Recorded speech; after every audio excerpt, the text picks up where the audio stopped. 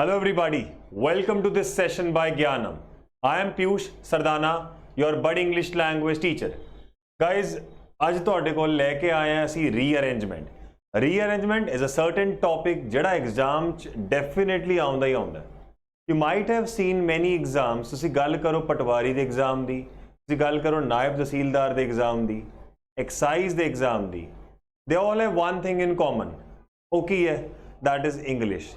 ਜਿਹੜੀ ਤੁਹਾਡੀ language English ਆਉਂਦੀ ਐਗਜ਼ਾਮ 'ਚ, ਇਟ ਇਜ਼ ਸੋ ਲਿਓਰਿੰਗ, ਉਹ ਇੰਨਾ ਤੁਹਾਨੂੰ ਲਾਲਚ ਦਿੰਦੀ ਹੈ ਕਿ you get to that temptation very soon. ਤੁਹਾਡਾ ਬਹੁਤ ਦਿਲ ਕਰਦਾ ਵੀ ਇਹ ਕੁਐਸਚਨ ਤਾਂ ਬਹੁਤ ਹੀ ਸੌਖਾ ਆਇਆ ਹੋਇਆ, let us attempt it out, ਇੱਕ ਵਾਰ ਅਟੈਂਪਟ ਤਾਂ ਕਰਕੇ ਦੇਖੀਏ ਇਹਨੂੰ. And that is a fact. ਜਦ ਅਸੀਂ ਐਗਜ਼ਾਮ ਦੇਣ ਜਾਂਦੇ ਹਾਂ, our mind is more into the phrase ਕਿ ਇਹਨੂੰ ਮੈਂ ਕਲੀਅਰ ਕਰਨਾ ਜੋ ਮਰਜ਼ੀ ਹੋ ਜਾਵੇ. ਉਹ ਦੇਖਣ 'ਚ ਪਹਿਲੀ ਨਜ਼ਰ 'ਚ ਐਗਜ਼ਾਮ ਠੀਕ ਲੱਗਦਾ ਹੈ. once you start doing it, ਤੁਸੀਂ ਕਰਨਾ ਸਟਾਰਟ ਕਰਦੇ ਹੋ, then you realize ਉਹ ਯਾਰ ਇਹ ਦੇਖਣ 'ਚ ਸੌਖਾ ਸੀਗਾ, ਅੰਦਰ ਜਿਹੜੇ ਪੈਰਾਮੀਟਰਸ ਹੈ ਉਹ ਥੋੜੇ ਜਿਹੇ ਔਖੇ ਨੇ. ਇਹੀ ਤੁਹਾਡਾ ਚੇਂਜ ਆਫ ਐਕਸਪੈਕਟੇਸ਼ਨ ਹੈ. ਜਿਹੜਾ ਤੁਸੀਂ ਐਕਸਪੈਕਟ ਕੀਤਾ, once you see your paper, ਜਿਹੜਾ ਐਕਸਪੈਕਟ ਕੀਤਾ ਤੁਸੀਂ ਕਰਦੇ ਟਾਈਮ, ਉਹ ਜਿਹੜਾ ਚੇਂਜ ਆਫ ਐਕਸਪੈਕਟੇਸ਼ਨ ਹੋਇਆ ਨਾ, that level is directly proportional to your exam stress. ਤਾਂ ਹੀ ਤਾਂ ਕਹਿੰਦੇ ਐਗਜ਼ਾਮ ਜਿਹੜਾ ਲੈਵਲ ਹੈ ਉਹ ਸੌਖਾ ਹੀ ਹੁੰਦਾ ਹੈ. ਉੱਥੇ ਜਿਹੜਾ ਸਟ੍ਰੈਸ ਹੁੰਦਾ ਹੈ, ਟਾਈਮ ਹੁੰਦਾ ਹੈ, ਐਗਜ਼ਾਮ ਮਾਹੌਲ ਹੁੰਦਾ ਹੈ, ਉਹ ਖਰਾਬ ਕਰਦਾ ਹੈ. ਇਹ ਮਾਹੌਲ ਬਣਦਾ ਕਿੱਥੋਂ ਹੈ? ਉਹ ਅਸੀਂ ਆਪੇ ਹੀ ਬਣਾਉਂਦੇ ਹਾਂ. ਉਹ ਕਿੱਦਾਂ? We expect a certain thing beforehand, ਜਦ ਵਾਰੀ ਆਂਦੀ ਕਰਨ ਦੀ, then we get into the trap of it. ਉਹ ਟ੍ਰੈਪ ਕਾਹਦਾ ਹੈ? That is a trap of luring, ਲਾਲਚ. ਸਾਡਾ ਮਾਈਂਡ ਡਾਇਵਰਟ ਹੋ ਜਾਂਦਾ ਕਿ ਯਾਰ ਇਹ ਕੁਐਸਚਨ ਤਾਂ ਐਡਾ ਸੌਖਾ ਹੈ. ਬਿਕੋਜ਼ ਮੈਥਸ ਤਾਂ ਗੱਲ ਇਹ ਹੋ ਗਈ ਨਾ, ਤੁਹਾਨੂੰ ਸੋਲਵ ਕਰਨਾ ਹੈ. ਸੋਲਵ ਕਰਨ ਦੇ ਬਾਅਦ ਤੁਹਾਡਾ ਦੇਰ ਇਜ਼ ਨੋ ਫਲੂਕ ਆਂਸਰ, ਕੋਈ ਤੁੱਕਾ ਵਾਲਾ ਆਂਸਰ ਨਹੀਂ ਹੈਗਾ. ਵਨਸ ਯੂ ਸੀ ਆਪਸ਼ਨ, ਜੇ ਆਪਸ਼ਨ ਮੈਚ ਕਰ ਰਿਹਾ direct, then it is your answer. ਤੁਹਾਨੂੰ ਲੱਗਦਾ ਹੈ ਕਿ ਵੀ ਆਪਸ਼ਨ ਮੈਚ ਨਹੀਂ ਕਰ ਰਿਹਾ ਹੈ, you won't just get to the nearest one ਕਿ ਵੀ ਸਭ ਤੋਂ ਨੇੜੇ ਲੱਗ ਰਿਹਾ, ਇਹਨੂੰ ਆਂਸਰ ਮਾਰਕ ਕਰ ਦਈਏ. ਆਫਕੋਰਸ ਇੱਦਾਂ ਦਾ ਨਹੀਂ ਹੁੰਦਾ. Math demands direct answers. ਇਹੀ ਗੱਲ ਇੰਗਲਿਸ਼ ਲਾਗੂ ਨਹੀਂ ਹੁੰਦੀ ਹੈ. ਪੀਪਲ ਫੀਲ ਲਾਈਕ ਇਹ ਠੀਕ ਜਿਹਾ ਲੱਗ ਰਿਹਾ ਮੈਨੂੰ, like it has to be my answer. So these are the things we need to sort this thing out. ਅੱਜ ਅਸੀਂ ਸਟਾਰਟ ਕਰਦੇ ਹਾਂ ਰੀਅਰੇਂਜਮੈਂਟ ਤੋਂ. ਰੀਅਰੇਂਜਮੈਂਟ ਤੁਹਾਡਾ ਬੇਸਿਕਲੀ 1 ਤੋਂ 5 ਨੰਬਰਾਂ ਦਾ ਆਉਂਦਾ ਹੈ. 1 ਨੰਬਰ ਦਾ ਤਾਂ ਹੋ ਗਿਆ ਜਦ PQRS ਦਾ ਇੱਕ ਕੁਐਸਚਨ ਆ ਗਿਆ. ਇਹੋ ਜਿਹੇ 3-4 ਕੁਐਸਚਨ ਆਣੇ ਤਾਂ ਵੀ 5 ਨੰਬਰ ਬਣ ਜਾਣੇ. ਤੁਹਾਨੂੰ ਇੱਕ ਵੀ ਆਉਂਦਾ question, that has to be certain also, because ਗੱਲ ਅਸੀਂ 10 ਕੁਐਸਚਨਾਂ ਦੀ ਕੀਤੀ, 10 ਚੋਂ ਇੱਕ ਵੀ ਮੈਟਰ ਕਰਦਾ ਹੈ. 10% ਮਾਰਕਸ ਆਕਿਊਪਾਈ ਕਰਦਾ 10 ਚੋਂ, ਜੇ ਅਸੀਂ ਗੱਲ ਕਰੀਏ ਇੱਕ ਕੁਐਸਚਨ ਦੀ, ਰਾਈਟ. ਜੇ ਉਹਨੂੰ ਤੁਸੀਂ ਰੋਂਗ ਕਰਤਾ, ਇੱਕ ਤਾਂ ਲੂਜ਼ ਹੋਇਆ ਤੇ 0.25 ਵੀ ਲੂਜ਼ ਹੋਇਆ, ਤੇ ਉਹ ਤੁਸੀਂ ਬੇਸਿਕਲੀ 12.5% ਲੂਜ਼ ਕਰ ਗਏ. So you have to sort these things out. ਤੇ ਅਸੀਂ ਗੱਲ ਕਰਦੇ ਰੀਅਰੇਂਜਮੈਂਟ ਦੇ ਪਹਿਲੇ ਪਾਰਟ ਦੀ. I am going to teach you 2 parts. ਤੁਹਾਨੂੰ 2 ਪਾਰਟਸ ਪੜਾਉਂਗਾ ਮੈਂ ਰੀਅਰੇਂਜਮੈਂਟ ਦੇ. The first one is this. Now what is the matter over here, ਉਹ ਅਸੀਂ ਚੈੱਕ ਕਰਦੇ ਹਾਂ. ਚੰਗੀ ਤਰ੍ਹਾਂ ਦੇਖਿਓ ਜੀ, ਫੋਕਸ ਨਾ ਲੂਜ਼ ਕਰਿਓ. ਇਟ ਇਜ਼ ਮੋਰ ਲਾਈਕ ਤੁਹਾਨੂੰ ਐਗਜ਼ਾਮ ਦੇ ਕੁਐਸਚਨ ਪੱਕੇ ਕਰਨੇ ਆ. ਐਗਜ਼ਾਮ ਵਾਲੇ ਕੁਐਸਚਨ ਪੱਕੇ ਹੋ ਗਏ, ਆਂਸਰ ਤੁਹਾਡਾ ਪੱਕਾ ਆ ਗਿਆ, that number is a guaranteed free mark. Focus ਰੱਖਿਓ ਜੀ. ਇਹ ਜਿਹੜੀ ਟਾਈਪ ਹੈ ਰੀਅਰੇਂਜਮੈਂਟ ਦੀ, it is basically S1 and S6 type. What do you mean by S1 S6? Sentence 1 ਜਿਹੜਾ ਤੁਹਾਡਾ ਹੁੰਦਾ ਹੈ ਤੇ ਸੈਂਟੈਂਸ 6 ਜਿਹੜਾ ਤੁਹਾਡਾ ਹੈਗਾ, ਇਹ ਤੁਹਾਡੇ ਸੈਂਟੈਂਸ ਨੇ ਫਿਕਸ ਸੈਂਟੈਂਸ. ਵਿਚਾਲੇ ਤੁਹਾਡੇ ਕੋਲ 4 ਆ ਗਏ, P, Q, R and S. ਇਹ ਜਿਹੜੇ 4 ਸੈਂਟੈਂਸਸ ਹੈ, these are the ones that you have to sort in your mind. We PQRS ਚੋਂ ਕਿਹੜਾ ਮੇਰਾ ਦੂਜਾ ਹੈ, ਕਿਹੜਾ ਤੀਜਾ ਹੈ, ਕਿਹੜਾ ਚੌਥਾ ਤੇ ਕਿਹੜਾ ਪੰਜਵਾਂ. ਪਹਿਲੇ ਤੇ ਛਠੇ ਦੀ ਗੱਲ ਕਰੀਏ, ਉਹ ਦੋਨੋਂ ਫਿਕਸ ਨੇ. ਪਹਿਲਾ ਫਿਕਸ, ਛੇਵਾਂ ਤੁਹਾਡਾ ਫਿਕਸ ਹੋ ਗਿਆ. Those are fix sentences, you need not change them. But ਜੇ ਅਸੀਂ ਗੱਲ ਕਰੀਏ PQRS ਦੀ, ਦੋਜ਼ ਆਰ ਬੇਸਿਕਲੀ ਵੇਰੀਏਬਲ ਸੈਂਟੈਂਸਸ. ਤੁਸੀਂ ਉਹਨਾਂ ਨੂੰ ਚੇਂਜ ਕਰਨਾ ਹੈ, ਆਪਣੇ ਮੁਤਾਬਕ ਉਹਨਾਂ ਨੂੰ ਚੇਂਜ ਕਰਕੇ ਅਲਾਈਨ ਕਰਨਾ ਹੈ. ਉਹੀ ਅਲਾਈਨਮੈਂਟ ਤੁਹਾਡਾ ਪਰਫੈਕਟ ਆਪਸ਼ਨ ਤੁਹਾਨੂੰ ਆਂਸਰ ਦੇਊਗਾ. ਅਸੀਂ ਥੋੜਾ ਜਿਹਾ ਇੱਕ ਵਾਰ ਪੈਟਰਨ ਚੈੱਕ ਕਰੀਏ, ਤੇ ਮੈਂ ਤੁਹਾਨੂੰ ਬੇਸਿਕਲੀ ਆਂਸਰ ਦੇਣ ਨਹੀਂ ਆਇਆ. Answer you can get in any of the answer key form. ਇੱਥੇ my point is to explain you out ਕਿ ਤੁਸੀਂ ਇਹਨੂੰ ਟੈਕਲ ਕਿੱਦਾਂ ਕਰਨਾ ਹੈ. ਨਾਰਮਲੀ ਜਿਹੜੇ ਤੁਹਾਡੇ ਆਂਸਰ ਆਪਸ਼ਨ ਆਉਂਦੇ ਉਹ ਇਸ ਤਰ੍ਹਾਂ ਦੇ ਆਉਂਦੇ ਆ. ਹੁਣ ਇੱਧਰ ਦੇਖੀਏ ਤਾਂ ਇਹ ਸਟਾਰਟ R ਤੋਂ ਹੋ ਰਿਹਾ, ਫਿਰ R, ਫਿਰ R, ਫਿਰ Q. ਇੱਕ ਤੁਹਾਡਾ Q ਤੋਂ ਸਟਾਰਟ ਹੋ ਰਿਹਾ, ਬਾਕੀ 3 ਜਿਹੜੇ ਨੇ R ਤੋਂ ਸਟਾਰਟ ਹੋ ਰਹੇ ਆ. ਸੋ ਬਿਫੋਰ ਆਈ ਸਟਾਰਟ ਦੀ ਰੀਅਰੇਂਜਮੈਂਟ, ਐਨਾਲਾਈਜੇਸ਼ਨ ਤੁਹਾਨੂੰ ਸਿਖਾਉਂਦਾ. Back of the mind there is a subconscious mind, ਉਹਨੂੰ ਤੁਸੀਂ ਜਗਾ ਕੇ ਰੱਖਿਆ ਕਰੋ. How come? I let you know how come. ਤੁਹਾਨੂੰ ਪਤਾ ਹੈ ਕਿ ਮੇਰਾ ਸੈਕਿੰਡ ਸੈਂਟੈਂਸ ਜਿਹੜਾ ਹੈ ਨਾ, it is more about decoding the rearrangement. Second sentence has to be Q. ਇਹ ਤਾਂ Q ਹੀ ਬਣਦਾ ਅਕੋਰਡਿੰਗ ਟੂ ਆਪਸ਼ਨਸ. ਇੱਥੇ ਆਰ ਹੈ, ਆਰ ਹੈ, ਆਰ ਹੈ, which mean second sentence R ਵੀ ਹੋ ਸਕਦਾ ਹੈ। ਆਫ ਕੋਰਸ ਆਰ ਦੇ ਜਿਹੜੇ ਨੇ ਤੁਹਾਡੇ ਕੋਲ 3 ਦਿੱਤੇ ਹੋਏ ਨੇ ਤੇ ਕਿਊ ਦਾ ਕੱਲਾ ਇੱਕ ਆਪਸ਼ਨ ਦਿੱਤਾ ਹੋਇਆ ਹੈ। ਹਾਈ ਪ੍ਰੋਬੇਬਿਲਿਟੀ ਹੋਗੀ ਕਿ ਇਹ ਵਾਲਾ option, the first option gets cancelled. ਉਹ ਕਿਉਂ? ਬਿਕੋਜ਼ ਉਹ ਜਿਹੜਾ ਪੇਪਰ ਪਾ ਰਿਹਾ ਹੀ ਵੁੱਡ ਵਾਂਟ ਯੂ ਕਿ ਤੁਸੀਂ ਬਹੁਤੀ ਦੇਰ ਲਾ ਕੇ ਇਹਨੂੰ ਆਨਸਰ ਨੂੰ ਕੱਢਿਓ। ਬਿਕੋਜ਼ ਜੇ ਤੁਸੀਂ ਪਹਿਲੇ ਕੋਚ 'ਚ ਆਨਸਰ ਕੱਢਤਾ ਦੈਟ ਵੁੱਡ ਬਿਕਮ ਸਰਟਨ ਕਿ ਬੜਾ ਸਿੰਪਲ ਦੇਤਾ ਪੇਪਰ, ਅੱਗੇ ਨੂੰ ਜਾ ਕੇ ਉਹਨਾਂ ਨੂੰ ਵੀ ਪ੍ਰੋਬਲਮ ਆਊਗੀ। ਬਿਕੋਜ਼ ਜਿੰਨਾ ਸਿੰਪਲ, ਜਿੰਨਾ ਸੌਖਾ ਐਗਜ਼ਾਮ ਹੋਊਗਾ ਓਨਾ ਹੀ ਔਖਾ ਕੱਟ ਆਫ ਬਣਾਉਣਾ ਹੋ ਗਿਆ। ਪਟਵਾਰੀ ਦੇ ਐਗਜ਼ਾਮ ਦੀ ਲਿਸਟ ਦੇਖਿਓ 92.71, 92.72, 92.73 ਇਸ ਤਰ੍ਹਾਂ ਦੇ ਮਾਰਕਸ ਜਿਹੜੇ ਸਟੂਡੈਂਟਸ ਨੂੰ ਮਿਲ ਰਹੇ ਨੇ। whether it is normalization, it is not believed because exam ਤਾਂ ਇੱਕੋ ਸ਼ਿਫਟ 'ਚ ਹੋਇਆ ਸੀ। normalization ਹੈ ਨਹੀਂ, ਇੱਕ ਕੁਐਸਚਨ ਇਰੈਡੀਕੇਟ ਕੀਤਾ ਗਿਆ, ਐਲੀਮੀਨੇਟ ਕੀਤਾ ਗਿਆ, 99 ਚੋਂ ਮਾਰਕਸ ਆਏ ਨੇ, but analysation is not in your hand. Try ਕਰਿਓ। ਹੁਣ P ਦਾ ਆਪਸ਼ਨ ਹੈ ਹੀ ਨਹੀਂ, ਮਤਲਬ P ਤੇ S ਤਾਂ ਮੈਂ ਚੈੱਕ ਹੀ ਨਹੀਂ ਕਰਨਾ ਬਿਕੋਜ਼ ਇਹ ਮੇਰੇ ਸੈਕਿੰਡ ਸੈਂਟੈਂਸ ਹੋ ਹੀ ਨਹੀਂ ਸਕਦੇ। ਵਾਈ ਸੋ? ਆਪਸ਼ਨ 'ਚ ਦਿੱਤੇ ਹੀ ਨਹੀਂ ਹੈਗੇ। ਅਸੀਂ ਗੱਲ ਕਰੀ Q ਤੇ R ਬਾਰੇ। ਨਾ ਉਹ ਜਿਹੜਾ Q ਵਾਲਾ ਮੇਰਾ ਸੈਂਟੈਂਸ ਹੈ ਉਹ ਸੈਕਿੰਡ ਹੋ ਸਕਦਾ ਹੈ ਬਿਕੋਜ਼ ਗਿਵਨ ਹੈ R ਵੀ ਹੋ ਸਕਦਾ ਹੈ। R ਦੇ 3 ਪੈਰਾਮੀਟਰਸ ਗਿਵਨ ਹੈ, ਮਤਲਬ R 3 ਵਾਰ ਉਹਨੇ ਆਪਸ਼ਨ 'ਚ ਦਿੱਤਾ ਹੋਇਆ ਹੈ। R has got higher probability than Q to become the answer. Hence ਅਸੀਂ ਕੀ ਕਰੂੰਗੇ, ਪਹਿਲਾਂ Q ਨੂੰ ਚੈੱਕ ਕਰਾਂਗੇ, ਜੇ ਗੱਲ ਬਣ ਗਈ ਤਾਂ this has to be our answer because ਇੱਕੋ ਹੀ ਹੈਗਾ ਇਹ ਤਾਂ। ਜੇ ਨਹੀਂ ਬਣੀ ਨੂੰ ਕੱਟ ਦਿਓ ਬਿਕੋਜ਼ ਅਸੀਂ ਉੱਦਾਂ ਵੀ R ਦਾ ਸਬਕੌਂਸ਼ੀਅਸ ਮਾਈਂਡ 'ਚ ਲੈ ਕੇ ਚੱਲ ਰਹੇ ਨੇ। ਉਹ ਮਾਈਂਡ ਜਿਹੜਾ ਹੈਗਾ ਉਹ ਗੇਮ ਖੇਡਦਾ ਹੈ, ਉਹੀ ਤੁਹਾਨੂੰ ਡਿਪਰੈਸ ਕਰੇਗਾ ਐਗਜ਼ਾਮ 'ਚ, ਉਹੀ ਤੁਹਾਨੂੰ ਲਿਫਟ ਕਰੇਗਾ। Mind is directly proportional to your mood in the exam. ਉਹਨੂੰ ਖੁਸ਼ ਰੱਖਿਓ, ਮੂਡ ਵੀ ਤੁਹਾਡਾ ਬਿਲਕੁਲ ਖੁਸ਼ ਰਹੂਗਾ। ਦੇਖੋ ਜੀ, Ram Mohan ਰॉय was associated with several newspapers। ਆ ਜਿਹੜਾ ਸੈਂਟੈਂਸ ਮੈਨੂੰ ਦਿੱਤਾ ਗਿਆ ਹੈ S1, it has to be my fixed sentence। This is absolutely fixed। Ram Mohan Roy associate ਸੀਗੇ ਬਥੇਰੇ ਨਿਊਜ਼ਪੇਪਰਸ ਨਾਲ। ਹੁਣ ਉਸ ਤੋਂ ਬਾਅਦ you need to find out ਕਿ ਵੀ ਗੱਲ ਕਿਹਦੀ ਹੋ ਰਹੀ ਹੈ। ਹੁਣ let us try the hit and trial method between P and R। ਇਹਨੂੰ ਪੰਜਾਬੀ ਚ ਕਨਵਰਟ ਕਰਕੇ ਰੱਖਿਓ, ਖਿੱਚ ਕੇ ਰੱਖਿਓ ਇਹਨੂੰ। ਰਾਮ ਮੋਹਨ ਰॉय ਐਸੋਸੀਏਟ ਸੀਗੇ ਸੈਵਰਲ ਨਿਊਜ਼ਪੇਪਰਸ ਨਾਲ। ਉਸ ਤੋਂ ਬਾਅਦ ਜੇ ਮੈਂ P ਲਾਦਾ, ਬਹੁਤ ਸਾਰੇ ਐਜੂਕੇਸ਼ਨਿਸਟ ਨੇ ਪ੍ਰੋਟੈਸਟ ਕੀਤਾ ਵਿਗਰਸਲੀ ਇਹਨਾਂ ਮੇਜਰਸ ਪਿੱਛੇ। ਵਾਟ ਮੇਜਰਸ? फस्ट तो कोई मेजर दिता ही नहीं। हाँ, न्यूज़पेपर होंदा, प्रोग्रेस किता होंदा या प्रोटेस्ट किता होंदा, then that would have made sense कि न्यूज़पेपरां दे अगेंस्ट उन्होंने प्रोटेस्ट किता है। इधर दा कुछ गिवन ही नहीं हैगा, hence I can say P can be eliminated, which means मेरा जिहड़ा A ऑप्शन है वो तो ऑलरेडी एलिमिनेट हो गया है, P तो है ही नहीं। हुण असीं चेक करांगे Q नूं, पर एक ग्रीफ बन के आया आफ्टर द इनैक्टमेंट इन 1823 ਜਿਹੜੇ ਨਿਊ ਮੇਜਰਸ ਆਏ ਸੀਗੇ for the control of press. देखो जी, एक ग्रीफ बन के आया। राम मोहन एसोसिएटेड सीगे न्यूज़पेपर्स नाल। एक ग्रीफ बन के आया जब इनैक्टमेंट हुई 1823 न्यू मेजर ਜਿਹੜੇ ਆਏ। ਇੰਨਾ ਸਾਨੂੰ ਰਿਫਟ ਨਹੀਂ ਮਿਲ ਰਿਹਾ ਹੈ ਕਿ ਲਿੰਕਡ ਹੈ ਕਿ ਨਹੀਂ, ਪਰ ਮੈਨੂੰ ਇੱਕ ਵਜ੍ਹਾ ਵੀ ਨਹੀਂ ਮਿਲ ਰਹੀ ਹੈ। ਮੈਂ ਇਸ ਆਪਸ਼ਨ ਨੂੰ ਕੱਟ ਕੇ ਰੱਖਦਾ because Q has enough power to become second sentence. Because जे मैनू स्टोरी फॉर्मेट च रखा, राम मोहन रॉय एसोसिएट सीगे सैवरल न्यूज़पेपर्स नाल, एक ग्रीफ बन के आया इनैक्टमेंट तो बाद। हाँ भी वो क्यों एसोसिएटेड ने, एक ग्रीफ बन गया, फैक्ट तो बनता ही है, बट प्रॉब्लम की है now you have to make sure you have a plan B. ये नॉर्मल सेंस पढ़ा रहा हूँ, मैं भी पहली बार देख रहा, मैं भी पढ़ते पढ़ते की देखिया इत्थे जब मैं P चेक कर रहा सी, I just checked it out this thing. इत्थे लिखे दीज मेजर्स, जे दीज मेजर्स नूं मैं कन्वर्ट करा क्या मतलब बनूगा इहदा, इहो जे मेजर्स, या फिर वी कैन सिंपली से इह जिहड़े मेजर्स ने, ते जे मैं गल कर रहा ए मेजर्स दी है ना, इहदा मतलब की होया, we have already talked about this. Just imagine मैं तुहानूं कहां ਇਹ ਬਿਹੇਵੀਅਰ ਮੇਰੀ ਕਲਾਸ 'ਚ ਨਹੀਂ ਚੱਲੇਗਾ, ਤੁਸੀਂ ਕਹੋਗੇ ਕਿਹੜਾ ਬਿਹੇਵੀਅਰ ਗੱਲ ਕਰ ਰਹੇ ਹੋ ਤੁਸੀਂ। ਇਹ ਬਿਹੇਵੀਅਰ ਦਾ ਮਤਲਬ ਤਾਂ ਇਹ ਹੋ ਗਿਆ ਨਾ, we are talking about a certain behaviour ਜਿਹੜਾ ਫਿਕਸਡ ਹੈਗਾ। ਹੁਣ ਇੱਥੇ ਗੱਲ ਹੋ ਰਹੀ ਹੈ, ਇਹ ਜਿਹੜੀ ਚੀਜ਼ ਹੈ, ਇਹ ਜਿਹੜੇ ਮੇਜਰਸ ਨੇ, ਇਹਨਾਂ ਦੇ ਖਿਲਾਫ ਬਥੇਰੇ ਐਜੂਕੇਸ਼ਨਲਿਸਟ ਜਿਹੜੇ ਸੀਗੇ ਉਹਨਾਂ ਨੇ ਪ੍ਰੋਟੈਸਟ ਕੀਤਾ ਸੀ।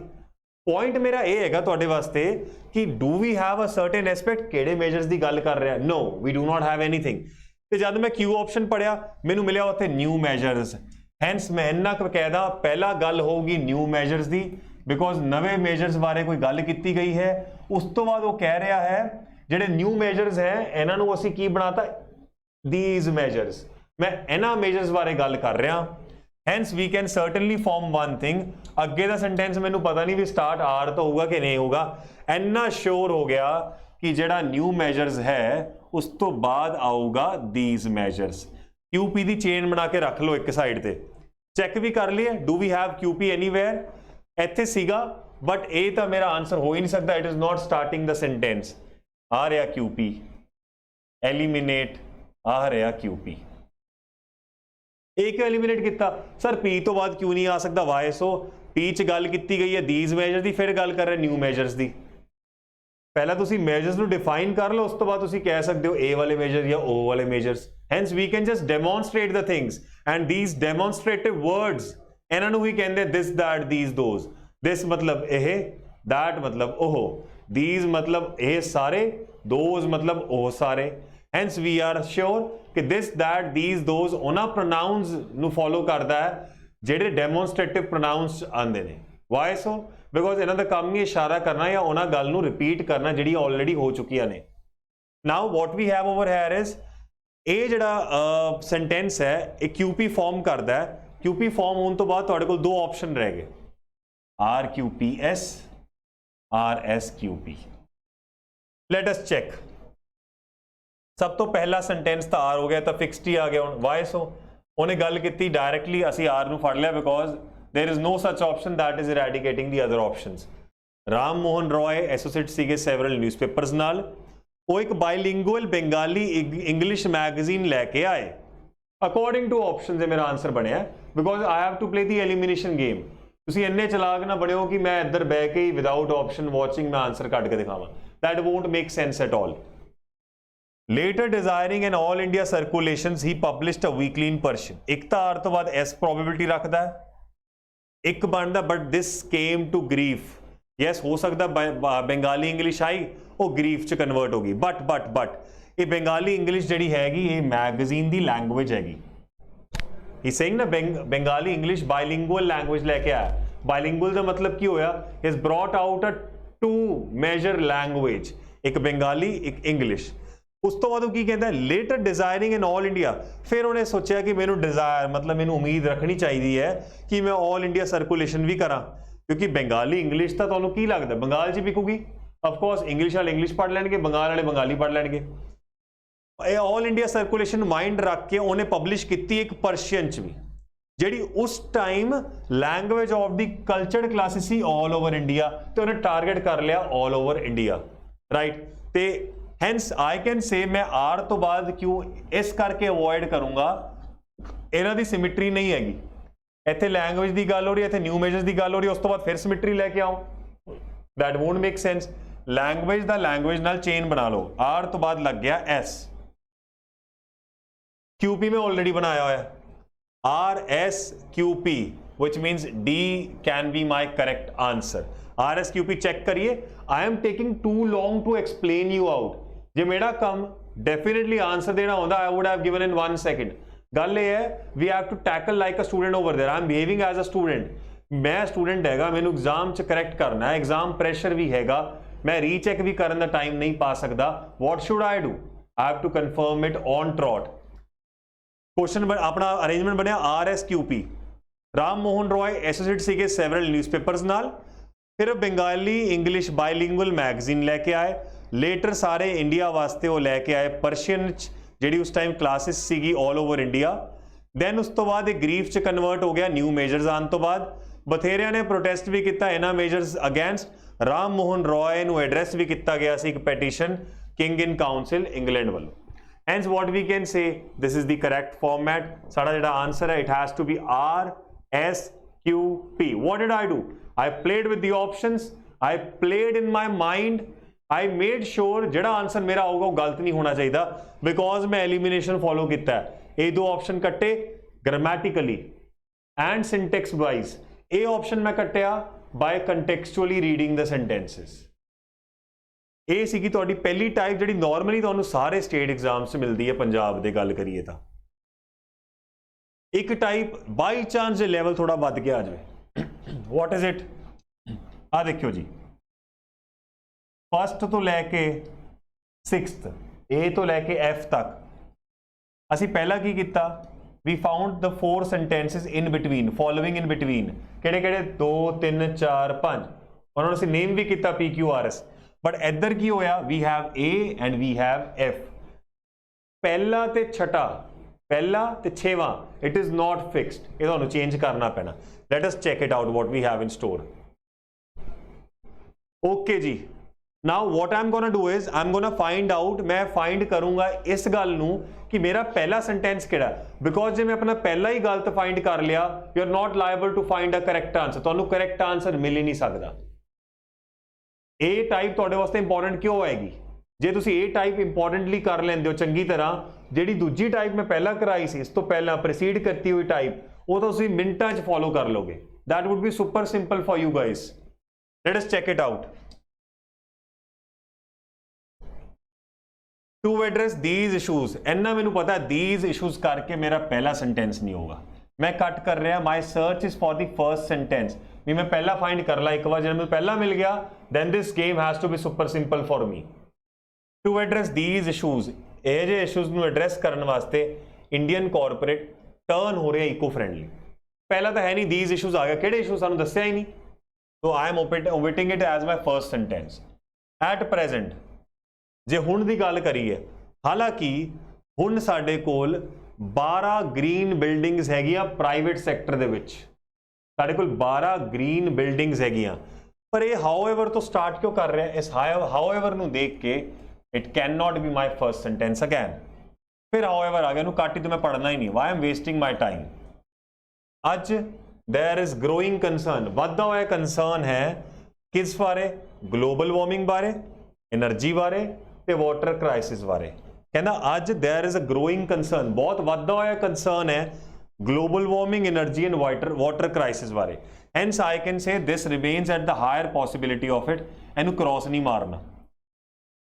रीजन तो ये है, देखो गाइस मैं कदे स्टार्ट नहीं करूंगा, रीजन तो ये है, रीजन मैं तां देऊंगा तुसीं मैनू कुछ पुछया होवे, भाई तू एक कानू पा के आया, रीजन तो ये है, it looks formal, that might be any answer, but the point over here is कि तुसीं इहनू डेफिनेटली फ्रेम च नहीं लै सकते पहले सेंटेंस दे विच, बिकॉज वो रीजन बारे गल कर रहा है. जब बंदे ने कुछ पूछा है नहीं, why to get the reason, इस चीज़ नू दिमाग च ला के रखियो.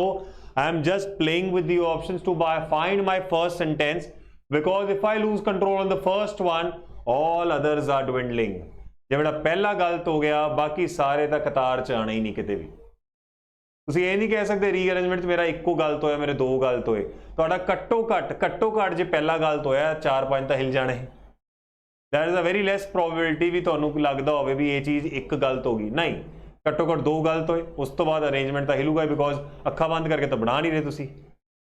Now next, planting trees, using energy saving lighting system and constructing eco-friendly green buildings are some of the measure they are taking. ये बिल्कुल सही लग रहा सी पहले सेंटेंस वाल, but when I read it the whole part इत्थे लिखे दे are taking, दे बारे गल हो रही, दे मतलब कोई बंदे होणगे, somebody might be there, it means ये मेरा पहला नहीं, जस्ट बिकॉज ऑफ दे. और मैं 1 2 3 4 5 I have given you 5 good reasons why these cannot be my first sentence, hence I can easily say I chose my first sentence as D, right?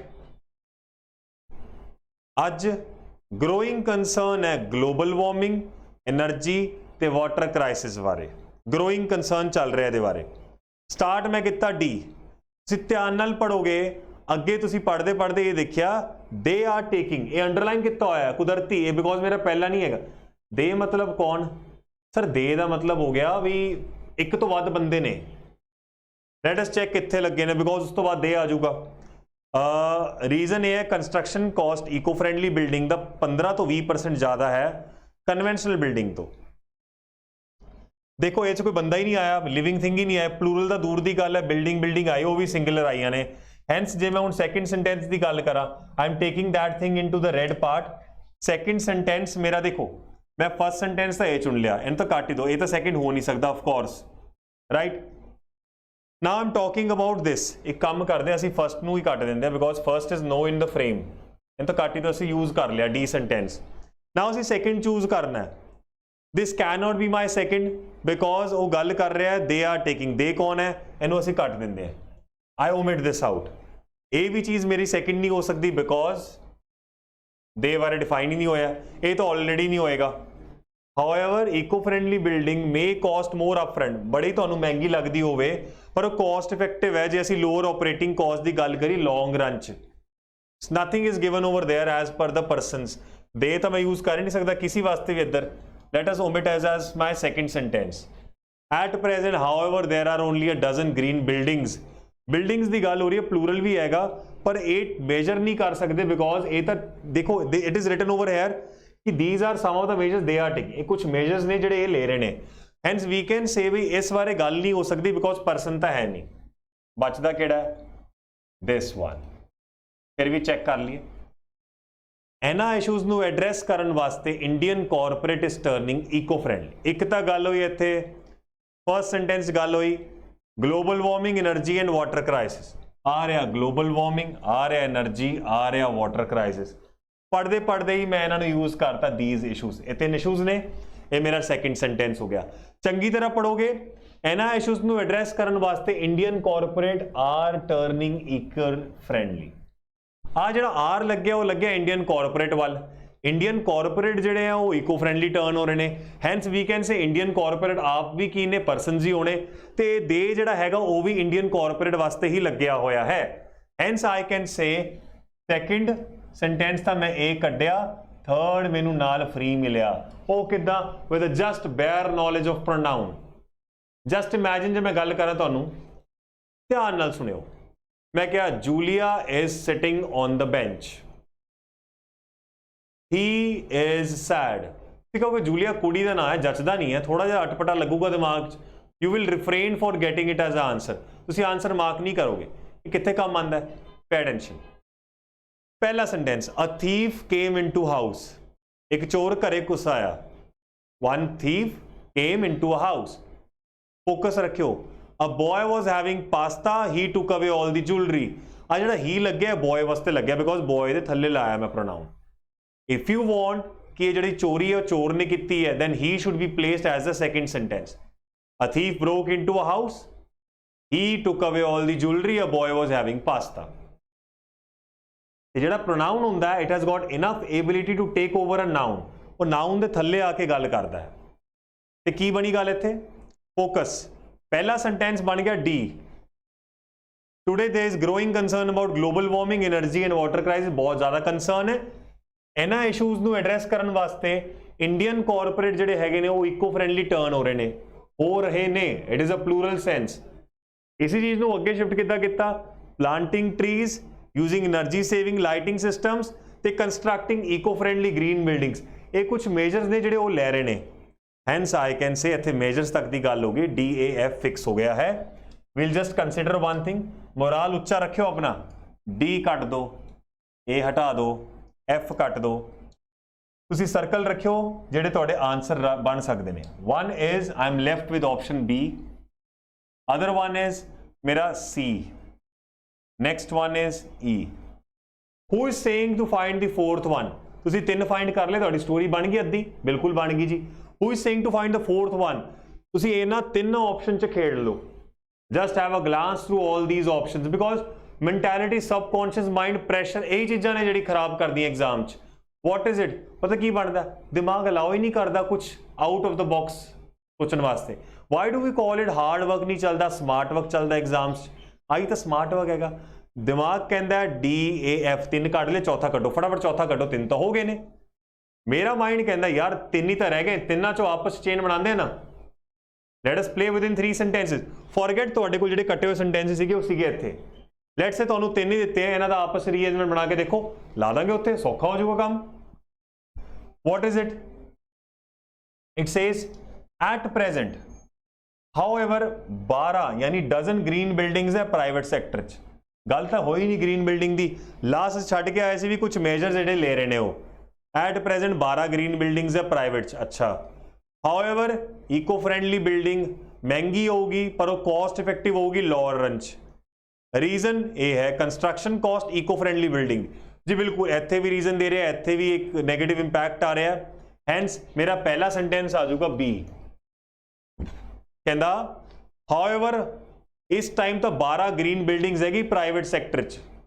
उस तो बाद कहता रीजन ਉਹਦਾ ਇਹ ਹੈ कि कंस्ट्रक्शन कॉस्ट ਜਿਹੜੀ इको फ्रेंडली बिल्डिंग ਦੀ ਹੈਗੀ ना वो 15 तो 20% ਵਾਧੂ ਹੁੰਦੀ है। या तो B तो बाद E आ जाएगा या B तो बाद लगेगा F, सॉरी B तो बाद लगेगा C, क्योंकि दो ही रह गए सीगे। एक तो हो गया B तो बाद E दी चेन बना के देखियो जे, let us try a hit and trial method chain, because जब एक भी गलत हो गया दो गलत हो जाऊंगे।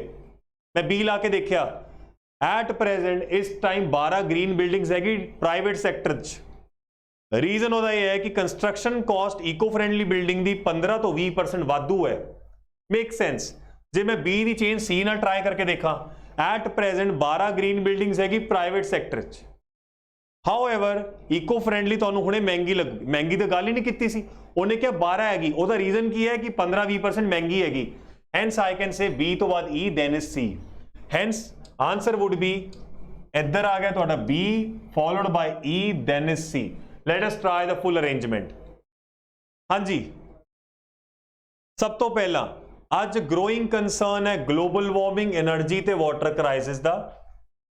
ਇਹਨਾਂ ਇਸ਼ੂਜ਼ ਨੂੰ ਐਡਰੈਸ ਕਰਨ, ਇਹ ਤਿੰਨ ਜਿਹੜੇ ਇਸ਼ੂਜ਼ ਹੈ, ਇਹਨਾਂ ਇਸ਼ੂਜ਼ ਨੂੰ ਐਡਰੈਸ ਕਰਨ ਵਾਸਤੇ ਇੰਡੀਅਨ ਕਾਰਪੋਰੇਟ ਹੈ, they are turning eco friendly. Indian corporate are आ सब्जेक्ट ने लाया verb, subject is plural, hence pronoun भी प्लूरल आऊगा। प्लूरल प्रोनाउन पे है इत्थे। Planting trees, using energy saving lighting systems and constructing eco friendly green buildings are some of the measures they are taking. उस तो बाद बी लाया, at present हले 12 ही ग्रीन बिल्डिंग्स हैगी प्राइवेट सैक्टर। ओदा रीजन ये है कंस्ट्रक्शन कॉस्ट 15-20% वाधू है कन्वेंशनल नालों। हाउएवर उन्हें भले ही तुहाडे कोल कॉस्ट अपफ्रंट ज़्यादा है, बट जे आप गल करिए लॉन्ग टर्म दी, it would be very effective. Hence DAF BEC is the correct answer। I was not after the answer anymore। My point was to explain you the facts of rearrangement, the consequences of rearrangement, the corollary of rearrangement, followed by the mark pattern in rearrangement। Play smart, work smartly and definitely clear the exam with flying colors। मिलते हैं तुहानू next class दे विच। Hopefully तुहानू rearrangement की trick समझ आई। जेकर तुहानू लगता है यह जा कोई क्वेश्चन जिहड़ा पक्का एग्जाम च आना जिहदा रीअरेंजमेंट हैगा, जेकर तुहानू लगता है यह जा कोई क्वेश्चन तुहाडे दिमाग च हैगा, बई सानू क्वेश्चन ना कराओ, सानू ट्रिक दसो, न्यूट्रल जी ट्रिक जिहड़ी सारी थां ते लग जावे, do message me in the comment box. I shall let you know once we are through it। So we shall be taking this further। Have a good day, enjoy, all the best for your exams।